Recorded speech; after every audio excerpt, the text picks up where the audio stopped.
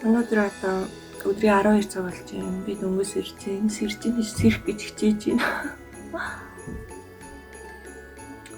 Тэгээд өнөөдөр би юу хийх вэ гэхээр ойрт бараг сар гарна. Бараг 20 хоног ингээ манайх зочинтой байгаа. Би бас гэрдээ байхгүй завгүй байсаар хагаад гэрээ цэвэрлээгөө бараг 20 хоног.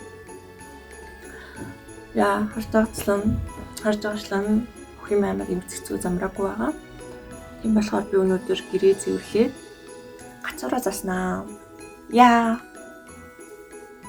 Жохон ч гэсэн шинжлэх уур амьсгал оруулаад гацуур засаад гэр орноо цэвэрлээд өөрөө ч гэсэн гоё уцсандаа ороод нэг жохон нүүрэндээ маск сасктай жохон феминин энерги сэргийх гэж байна.